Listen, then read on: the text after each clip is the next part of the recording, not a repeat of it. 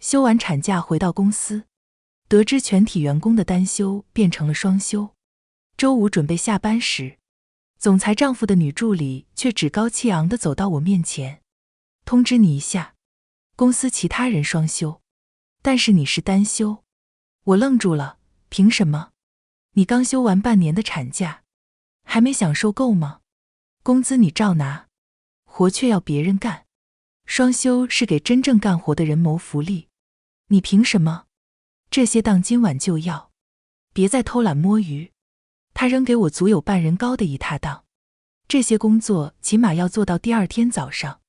我正为难之际，丈夫刚好路过，看到我求助的眼神，丈夫仍然装作不认识我，淡然开口：小夏，要休假可以，可最起码得像其他人一样先把手上的工作做完，为公司体现出聘用你的价值。我心有不甘，沉着脸为自己辩解。休产假前，我是全公司的业绩第一，我的工作品质和态度，你都看在眼里啊。丈夫急匆匆留下一句：你都说了是休假前了，现在你可落了别人半年的工作。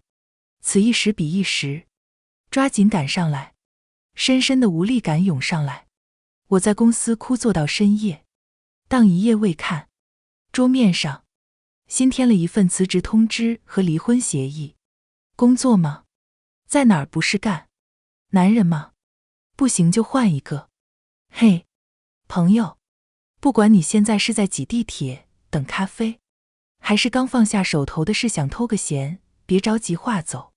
今天的一夜故事，刚好能填满你这几分钟的碎片时光。喜欢我的朋友，欢迎点击订阅分享。那我们故事开始。天光渐亮，胸口传来熟悉的胀痛感。我下楼买了最新款的吸奶器，手机荧幕亮起，故事眼最后一条消息还停留在昨晚。老婆，你别生气，咱们毕竟是隐婚，在别人面前还是要装一装的。工作你先干着，我回去给女儿喂奶粉。看着这条消息，我揉了揉发酸的眼睛。或许是我太敏感了，因为我要强，不想让大家觉得我是靠着故事眼才走到今天这一步。正犹豫着要不要回复，手机突然弹出监控提醒，画面里女儿的小脸长得通红，哭声越来越微弱，最后只剩下小嘴一张一合，而婴儿床周围空无一人。我往前翻了12个小时的监控记录，发现顾时眼根本没有回去过。我颤抖着拨通顾时眼的电话，机械女声一次次重复：您拨打的电话暂时无人接听。第15个未接来电后，我转而打给月嫂，月嫂声音带着睡意：顾先生说你们今晚要亲自照顾宝宝，特意给我放了2天假。出什么事了吗？我抱着女儿冲进医院急诊室，她的小脸苍白，呼吸微弱，指尖都在发颤。医生迅速接过去检查，而我站在走廊上，心痛得几乎站不稳。就在这时，余光瞥见一道熟悉的身影，是顾时言。他站在走廊拐角，手里端着一杯冒着热气的红糖水，正低头递给他的助理苏念念。都说了，工作别这么拼命，我才是老板，要拼命也是我拼。他语气无奈，却藏不住温柔。身体垮了，得不偿失。苏念念接过杯子，低头抿了一口，脸颊微红。我死死攥紧拳头，指甲几乎嵌入掌心。我的女儿在家哭到窒息，而她的亲生父亲却在这里体贴入微地照顾另一个女人的生理期。医生走出来，告诉我女儿因为长时间饥饿导致低血糖，甚至短暂昏迷过。我强忍颤抖，拨通了顾时眼的电话。老公，女儿今天乖不乖啊？这个点她应该睡醒了吧？你给我拍个视频好不好？我想她了。电话那头，她明显顿了一下，随即语气自然。她很乖，有我呢。你好好工作，视频容易分心。若是以前，我或许会感动于他突如其来的体贴，甚至欣慰他终于愿意分担育儿责任。可现在，我只觉得每一个字都像刀子，割得我鲜血淋漓。我轻轻笑了一声，不依不饶。那我自己看监控好了，刚好看看你们父女俩岁月静好的一幕。电话那头，顾时演变了语气，声音陡然拔高。上万人的公司我都能管理得井井有条，一个6个月大的婴儿我会照顾不好，你这是在质疑我的能力？不许看监控。我说不许就是不许。通话被切断，我举着手机，耳边还回荡着他反常的咆哮。结婚5年来，顾时演对我向来温柔耐心，偶有这样的暴怒时刻，我都体谅他工作压力大，不仅没有追问，事后还会主动道歉哄他。现在想来，那些突如其来的暴躁，大概都发生在苏念念在场的时候吧，不过是为了掩饰心虚，先发制人罢了。病床上，女儿小小的身体连着各种监测仪器，苍白的脸蛋在氧气罩下显得更加脆弱。我轻轻抚摸着她的额头，在心底做了决定，这婚必须离，但不是灰溜溜的离开。我要让她扒一层皮。拨通通讯录里存了许久的号码，设计部总经理的职位留给我，3天后准时入职。说来可笑，以我在国际建筑设计大赛的获奖经历，加上经手的数个地标性专案，业内顶尖公司早就向我抛出过橄榄枝。可为了顾时演的事业，我甘愿隐姓埋名做他公司的普通设计师，甚至在怀孕期间还熬夜为他修改方案。那些署住他名字的作品，有多少出自我的手笔？那些上亿的专案利润，又凝结着我多少心血？早已数不清了。我开车悄然跟在顾时演的车后，看着他的保时捷拐进郊区一家隐秘的度假酒店。成年男女单独来这种地方，目的不言而喻。顾时演难得卸下平日的斯文伪装，迫不及待地搂住苏念念的腰。他低头亲吻她的耳垂，宝贝，都快憋死我了，你都不知道。夏兴棉从怀孕开始，四肢浮肿得像馒头，肚子胀得跟皮球似的，现在肚皮上全是妊娠纹，那小肚子怎么都消不下去。他夸张地打了个寒战，我光看着他就恶心。苏念念掩嘴娇笑，手指在他胸口画圈，生孩子好可怕啊，趁你女儿现在还小，你赶紧和夏兴棉离婚好不好？这样在孩子记忆里，我就是他唯一的妈妈了。声音渐渐飘远，我冷静地记下他们的房号，这些都将成为离婚官司中最有力的证据。第2天中午，我抱着女儿推开门时，扑面而来的是浓郁的饭菜香气。顾时演系着围裙，正端着刚出锅的汤从厨房走出来，餐桌上摆着5菜1汤。他抬头看见我们，脸上立刻浮现出温柔的笑意，极其自然地伸手接过女儿，轻轻在她脸颊上亲了一下。老婆，回来的刚好，都是你爱吃的。光看这一幕，任谁都会觉得这是多么温馨的一家3口，体贴的丈夫，贤惠的妻子，可爱的孩子，桌上热腾腾的家常菜，连空气里都飘着幸福的烟火气。可只有我知道，这温情背后藏着怎样的龌龊和算计。他甚至没有问一句你们去哪儿了，也没有关心女儿今天有没有哭闹，我有没有累着。我刚坐下吃了几口饭，顾时演就放下筷子，语气温和却不容拒绝。时间差不多了，该去上班了。我抬头看他，他唇边还噙着笑，眼神却已经冷了下来。念念告诉我，你今天早上莫去公司，他昨晚熬了通宵，今天还能继续自愿加班，还特意在公司等着教你做事。你本来就比别人差得多，还在工作时间抱着女儿乱跑，像什么样子？几句话劈头盖脸砸下来，我算是彻底认清了顾时演这个人。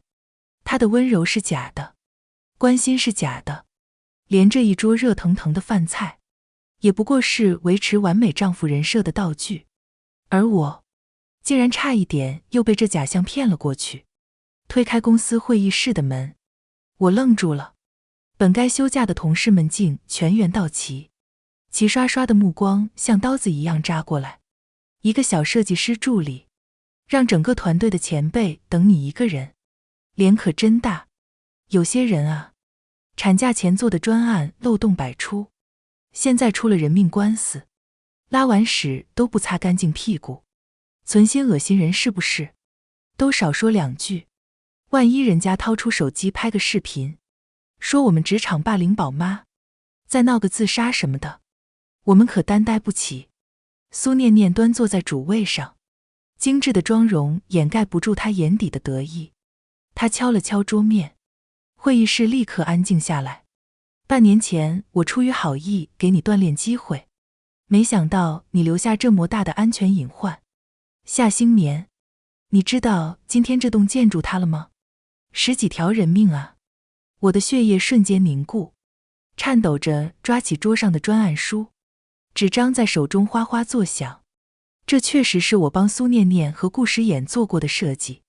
当初交稿时，大家一片赞叹声，署名是苏念念，现在出了问题又要我担责，真是好手段。我低头翻阅这份设计稿，如果真是我的设计问题，我绝不推卸责任。但这份设计，还莫等我说完，苏念念一把夺回道：夏氏集团正在彻查这起事故，我实在帮你瞒不住了。这种粗制滥造的设计，我苏念念做不出来。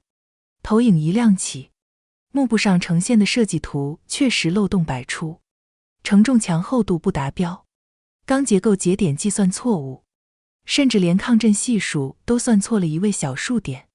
图纸右下角赫然签着我的名字。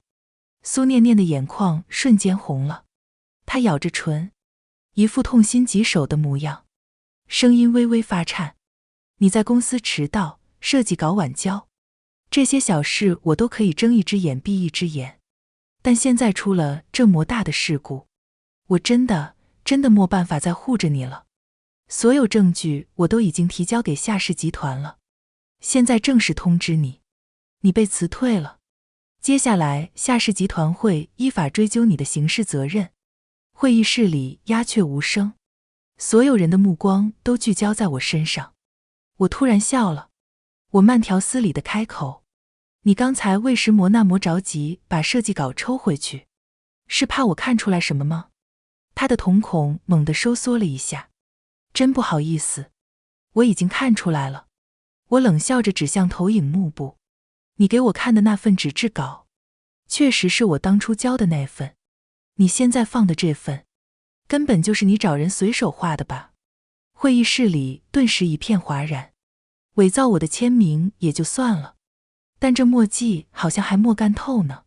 苏念念的脸色瞬间惨白如纸，她猛地站起身：夏兴眠，你不要在这里胡搅蛮缠，做人要有点担当，我不可能为你兜底一辈子。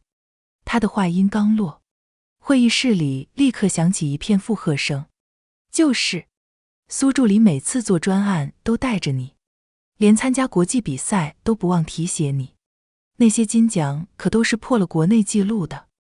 我早就看不下去了，年纪一大把了，一点上进心都没有，整天就知道拖后腿。苏助理对你这么好，你还恩将仇报，真是白眼狼。我环视着这一张张义愤填膺的脸，只觉得无比可笑。这些人里，有多少是真心实意，只不过是为了讨好他们猜测下的总裁夫人罢了。我缓缓环视会议室里的每一个人，从包里取出厚厚一叠设计图册，啪的一声摔在会议桌上，接着又拿出几个沉甸甸的奖杯和烫金奖状。从概念草图到施工图纸，每一份设计都有完整的过程记录，这些奖杯上的名字，官网上都能查到。怎么，连动动手指验证的功夫都懒得做？就甘愿被苏念念这张嘴耍得团团转。我的目光扫过在场每一个人，最后定格在苏念念惨白的脸上。到底是谁带着拖油瓶？现在该搞清楚了吧？会议室里鸦雀无声，我向前迈了一步。苏大助理，你的证据呢？拿出来啊！进入公司3年，你连装都懒得装，现在恐怕连 CAD 怎么打开都不知道吧？众人的目光齐刷刷转向苏念念，有人小声催促：念念，你快把证据拿出来啊！他这些肯定是伪造的，对不对？苏念念的嘴唇颤抖着，手指无意识地绞着衣角。大家不要被他骗了，这些都是假的。语言太苍白无力了，就如刚刚一进门的我一样，已经被宣判了死刑。无人听从我的辩解。查到了。一个实习生举起手机，官网上获奖者确实只有夏星棉一个人，而且10几个大奖都是夏前辈包揽。我看到无数张脸上闪过震惊、尴尬和懊悔。我冷笑一声，目光如刀般划过那几个最刻薄的同事。张总监，去年你负责的星河湾专案临交稿前电脑崩溃，是谁连夜帮你重做了全部效果图？李工，你母亲住院时，是谁连续加班替你完成季度报表？没有一个人敢抬头与我对视，真是讽刺。前一秒还在为虎作伥，下一秒就装聋作哑。我的真心，还真是为了狗。我抽出辞职通知，在众目睽睽之下拍在苏念念脸上。现在，是我通知你，我不干了。忘了告诉你，夏星棉的夏，是夏氏集团的夏，就连夏氏的处理意见，也是我给你发的。现在，我是你的甲方爸爸。苏念念脸色煞白，嘴唇颤抖着后退了2步，嘴里不停地呢喃：不可能，这不可能。就在这时，会议室的门被猛地踹开，顾时衍气势汹汹地冲了进来。他二话不说，抬手就狠狠甩了我一巴掌。啪！清脆的耳光声在会议室里炸开，我的脸被扇得偏了过去，唇角瞬间渗出血丝。顾时衍暴怒的声音在耳边炸响：夏星棉，我让你跟着念念学东西，你竟敢给他耍威风！他一把揪住我的衣领：我是堂堂公司总裁，说的话就这么不管用了吗？我缓缓抬手，用拇指擦掉嘴角的血迹，冷笑一声：顾时衍，你搞清楚状况了吗？是苏念念做局陷害我，伪造我的签名，把他的设计失误栽赃给我。他不过是个助理，你在公司背着我这个正牌妻子和他偷腥就算了，现在他被人奉承几句总裁夫人，就真以为自己能上天了。我讥讽地勾起嘴角。而你，顾大总裁，心里难道就没点数吗？顾时衍脸色骤变，急忙捂住我的嘴：你胡说什么？我和念念只是普通同事关系。我一把甩开他的手，从包里掏出平板，轻点几下，投影荧幕上立刻显示出一份详尽的酒店开房记录。3年来，你们换了300多家酒店，真是煞费苦心啊。怎么样？不如你告诉我，哪家酒店的服务最好，床最软，隔音最棒？顾时衍的脸色由红转白，最后变成铁青。他张了张嘴，却一个字都说不出来。会议室里一片死寂，所有人都目瞪口呆地看着投影荧幕上密密麻麻的开房记录，时间、地点、房型，甚至还有部分监控截图，铁证如山。会议室里瞬间炸开了锅，窃窃私语声此起彼伏。原来顾总真的隐婚了，对象居然是夏星棉。我就说嘛，夏设计师这么厉害，怎么可能只是个普通职员？早跟你们说了，别跟着苏念念瞎起哄。你们倒好，把正宫娘娘得罪透了。难怪工作狂魔顾总之前突然说要休假陪老婆生孩子，还和夏星棉的产假时间对上了。顾时眼的脸色越来越难看，他猛地拍桌：“都给我闭嘴！”然后转向我，强压着怒气说：“这是我们的家事，关起门来说不行吗？你非要闹得人尽皆知。还有，你是怎么查到这些资讯的？这是在侵犯我的隐私权。”我轻笑一声，晃了晃手机：“怪你自己每次和苏念念开房都要拍照留念喽。”我一查才发现，这些照片自动同步到了我的网盘里。顾时眼的表情瞬间凝固，他显然没想到会是这么简单的原因。过了几秒，他放软了语气：“星棉，女儿还在家等你呢。”他伸手想拉我：“别闹了，我们回家好好说，好不好？”我后退一步，躲开他的手。到了这个时候，他还觉得我是在胡闹。我为自己讨回公道，在他眼里就是不懂事的任性。更可笑的是，他居然还想用女儿来打感情牌。回家，顾时眼，你心里清楚，你现在说这些话，不过是想保全苏念念罢了。你的心偏的可真够明显。我不耐烦地拿出离婚协议书，示意他签字。条件很简单，你净身出户，孩子归我，没意见就签字吧。顾时眼的脸色瞬间变得铁青，他一把抓起协议书，快速扫了几眼后，猛地将档撕成两半。你做梦！他怒吼着，额角青筋暴起。夏星棉，你别太过分，公司是我一手创立的，凭什么要我净身出户？我早有准备，又拿出3份影本。撕啊，继续撕。这样的影本我准备了几10份，够你撕到明天早上。顾时眼的瞳孔猛地收缩，他一把抓住我的手腕：“我们回家谈，别在这里丢人现眼。”丢人现眼！我用力甩开他的手，冷笑一声：“背着老婆和助理开房300次的人都不觉得丢人，我讨回公道怎么就丢人了？”顾时眼的脸色由青转白，他压低声音威胁道：“你别逼我，真要闹上法庭，你以为你能赢？我有的是办法证明你不适合抚养孩子。”这句话彻底点燃了我的怒火，我一把揪住他的领带，强迫他弯腰与我平视。顾时眼，你听着，这半年你陪女儿的时间加起来不超过24小时，她的疫苗接种记录、体检报告、早教课签到表上永远只有我的名字。而你呢？你在干什么？女儿发烧时，你借着工作忙为由和宋念念聊骚，女儿想让你陪她玩，你把她一个小孩子扔在那儿看电视，甚至你以带娃为由，带着女儿去和苏念念开房，你根本不配当一个父亲。我从手机调出一段监控视频，女儿在婴儿床上哭得撕心裂肺，几近昏厥的视频。就凭这个，法官会相信一个连亲生女儿死活都不管的畜生配当父亲？顾时眼的脸色瞬间惨白，他慌乱地看向四周，发现所有人都在用鄙夷的目光看着他。顾时眼的脸色由白转青，突然，他像是抓住了最后一根救命稻草，嘴角扯出一个狰狞的笑。夏星棉，你是不是忘了什么？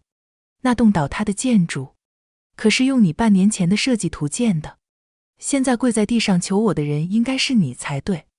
没有我的庇护，你可是要进局子的。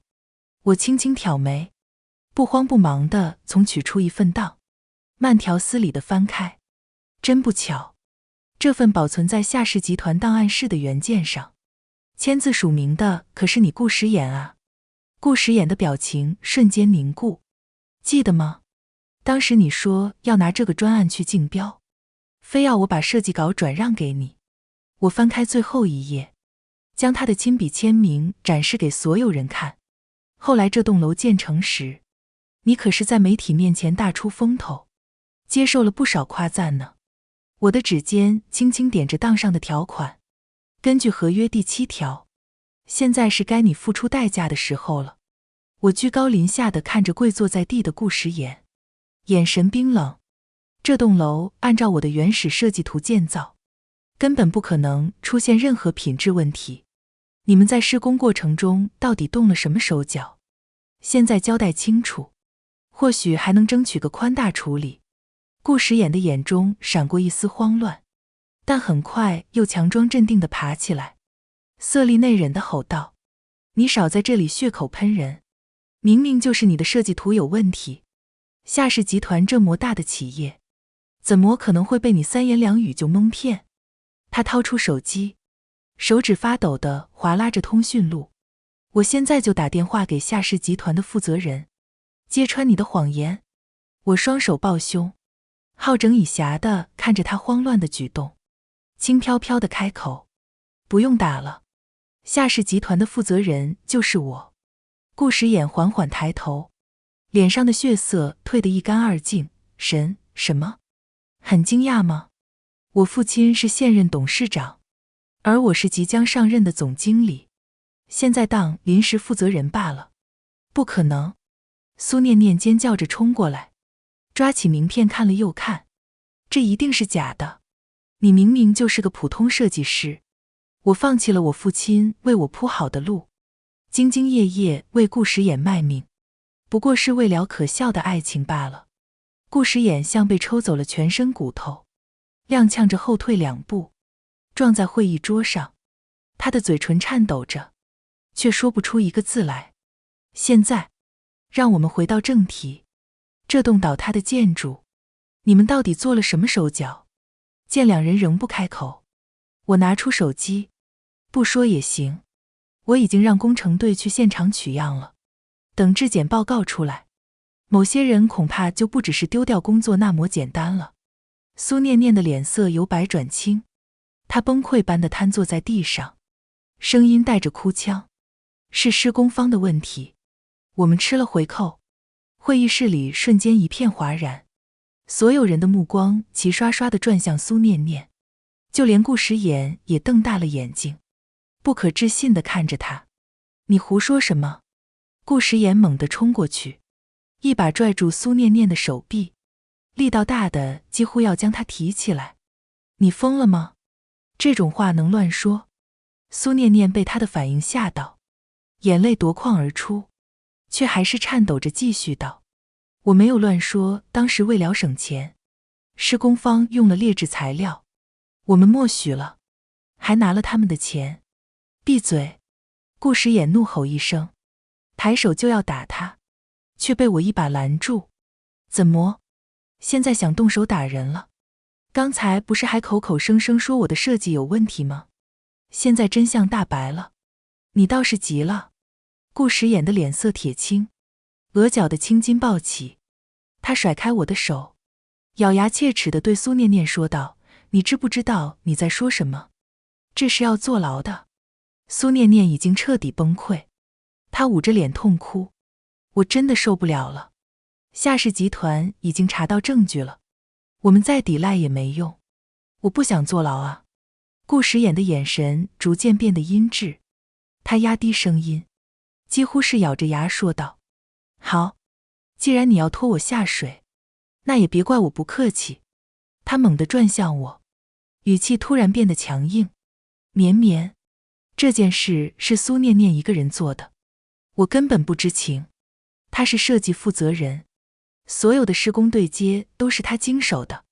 苏念念猛地抬头，不可置信地看着顾时言：你怎么能这么说？明明是你让我去和施工方谈的，回扣的钱也拿了大头。顾时言冷笑一声：证据呢？你有证据吗？空口无凭，谁会信你？苏念念呆住了，她张了张嘴，却发现自己确实拿不出直接证据。她的眼神逐渐变得绝望，最后只能无助地看向我。我轻蔑地笑了笑，从包里拿出一份档，慢条斯理地翻开。顾时言，你是不是忘了，公司的每一笔资金流动都有记录？我指着档上的转账明细，这笔钱可是从你的私人账户转给施工方的，备注还是专案合作费呢。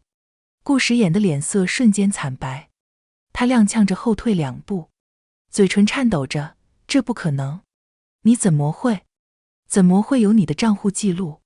都怪你太信任我了呀，把所有钱财都让我保管，我想查什么？易如反掌。苏念念像是抓住了救命稻草，扑过来抓住我的手臂。我真的知道错了，都是顾时眼逼我的。他说如果我不配合，就让我在公司待不下去。求求你，给我一次机会。顾时眼见状，彻底撕下了伪装，指着苏念念破口大骂：你这个贱人，现在知道求饶了？当初分钱的后你怎么不嫌多？两人狗咬狗的场面让会议室里的众人目瞪口呆，有人小声议论，没想到顾总竟然是这种人，平时装的人模人样，背地里这么龌龊。顾时眼踉跄着朝我扑来，他的眼眶通红，声音嘶哑：星棉，星棉，你听我说。我冷眼看着他，没有一丝动容。我们曾经那么好，你还记得吗？你刚进公司的时候，是我手把手教你做专案，你第一次熬夜画图，是我给你送咖啡，你怀孕的时候，我每天给你揉浮肿的脚。够了，我打断他。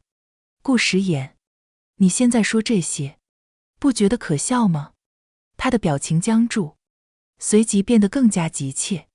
我知道我错了，我真的知道错了，你给我一次机会，我以后一定好好对你和女儿，我发誓。我冷笑一声，你给过我机会吗？女儿差点饿死在家里的时候，你在哪儿？你和苏念念开房的时候，想过我和孩子吗？现在你要坐牢了，才想起来求我。他的脸色瞬间变得狰狞，最后一丝伪装也被撕碎。夏星棉，你别太过分，你真以为你能一手遮天？我告诉你，离婚可以，但女儿你别想带走。我挑眉，像是听到了什么笑话。哦，你凭什么？我是他父亲，法律上我有抚养权。他歇斯底里地吼道，你要是敢逼我，我就让你一辈子见不到他。我缓缓走近他，直视着他的眼睛，一字一顿道，顾时眼，你是不是忘了，你马上就要进监狱了？他的瞳孔猛地一缩，商业欺诈、重大责任事故、伪造档，数罪并罚，你觉得你能判几年？我轻笑一声，等你出来，女儿早就不记得你了。你……他目眦欲裂，挣扎着想要扑过来，却被我带来的保镖死死按住。别急，我后退一步，语气冰冷，离婚协议我会让律师送进去给你签，如果你不签，我们就法庭见。夏星棉，你不得好死！他歇斯底里地咒骂着，我让保镖把他带了出去。会议室里一片死寂，所有人都屏住呼吸，不敢出声。我深吸一口气，转身看向众人，语气不容置疑，从今天起，夏氏集团会全面接管顾氏的业务，所有涉事人员一个都跑不掉。我的目光扫过那些曾经跟着苏念念刁难我的人，至于你们，想留下的就拿出本事来，不想留的现在就可以走。默人敢动，我冷笑一声，拎起包，头也不回地离开了会议室。调查期间，顾时眼不知用了什么办法，竟获得了保释。他第一次出现在我公司楼下时，穿着一身熨贴的西装，手里捧着一大束白玫瑰，远远望见我，便露出一个温柔的笑，仿佛我们之间从未有过那些龌龊和背叛。他快步走过来，声音低沉又深情，老婆，我们能谈谈吗？我连脚步都莫停，径直走向停车场。他不死心，追上来拦住我，眼神里带着几分恳求，就5分钟，好吗？我有话想对你说。我冷冷瞥他一眼，顾时眼，你是觉得我失忆了，还是你自己疯了？他像是没听见我的嘲讽，自顾自地说道：我知道我错了。这段时间，我每天都在后悔。顾时衍的声音微微发颤，竟真挤出了2滴眼泪。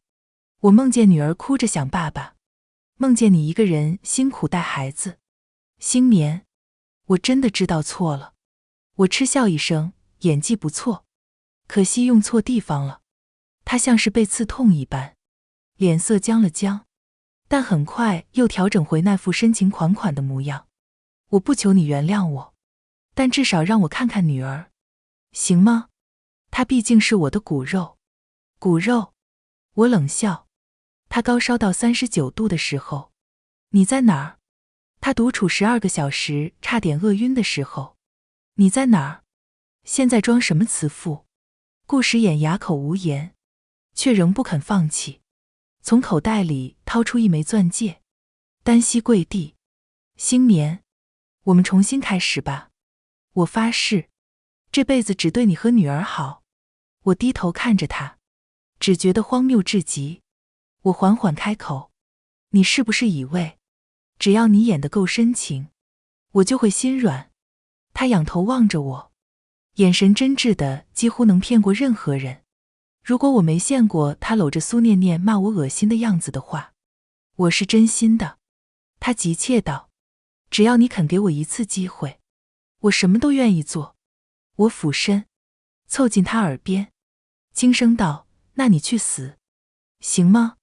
他的表情瞬间凝固，我直起身，头也不回地拉开车门。他在身后猛地站起来，终于撕破了伪装，声音里带着压抑的怒火。夏星眠，你别给脸不要脸，你以为你是谁？没有我，你算什么？我关上车门，发动引擎，从后视镜里看着顾时衍气急败坏地踹了一脚我的车尾，然后被赶来的保安架走。真可笑，他以为他还是那个能掌控一切的顾总，不过是个跳梁小丑罢了。苏念念因商业欺诈、伪造档、收受回扣等罪名被判入狱7年。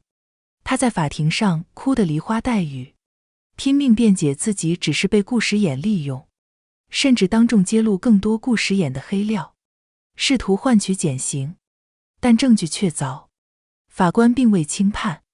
入狱后，他曾经的趾高气扬彻底消失，取而代之的是无尽的悔恨。他曾在狱中给我写过一封忏悔信，字里行间满是哀求，希望我能高抬贵手，让他早日出狱。我直接把信扔进了碎纸机。顾时衍的罪行比苏念念更严重，除了商业欺诈，他还涉嫌挪用公款、行贿，甚至试图销毁证据。最终，他被判处12年有期徒刑。在判决下来的那一刻，他彻底崩溃，在法庭上歇斯底里的咆哮，甚至试图冲过来抓住我，大喊着：夏星眠，你毁了我，我做鬼也不会放过你。我冷漠地看着他，只说了一句话：顾时衍，这一切都是你自找的。入狱后，他的商业帝国迅速崩塌，曾经巴结他的人纷纷撇清关系。更讽刺的是，他在狱中得知，夏氏集团不仅接手了他所有的专案，甚至市值翻了3倍。他疯了似的托人带话，说想见女儿最后一面。我直接回绝，你不配。离婚后，我正式接手夏氏集团，成为新任 CEO。凭借过人的商业头脑和雷厉风行的手段，公司业绩一路飙升，甚至在国际市场站稳脚跟。女儿在我的呵护下健康快乐地成长，她聪明活泼，偶尔会问起爸爸去哪儿了，我便温柔地告诉她，她犯了错，正在接受惩罚。她似懂非懂地点点头，然后扑进我怀里撒娇，没关系，我有妈妈就够了。至于爱情，我曾以为自己不会再相信任何人，直到在一次商业峰会上，我遇到了陆晨，那位传闻中手段狠厉却极其低调的科技新贵。他端着香槟走到我面前，唇角微扬，夏总，久仰大名。我挑眉，陆总这是来探敌情的。他低笑，不，我是来合作的。后来我才知道，他早就关注了我很久，甚至在我和顾时演的官司里暗中帮过我。再后来，他成了我女儿的陆叔叔，最后，他成了我的丈夫。某天，我牵着女儿的手从幼稚园回家，夕阳的余晖洒在我们身上，温暖而安宁。手机突然弹出一条新闻推送，前商业巨头顾时演狱中突发精神疾病，已被转入精神病院治疗。我面膜表情地划掉消息，低头亲了亲女儿的额头。妈妈，你今天开心吗？她仰着小脸问我。我笑了，当然开心。远处，最后一缕夕阳融化在城市的轮廓里，而我们的影子正向着光明处延伸。那些曾让我流泪的过往，终究化作了照亮前路的星光。如果你喜欢今天的故事，不妨把它分享给身边的人，让一份小温暖变成2份、3份。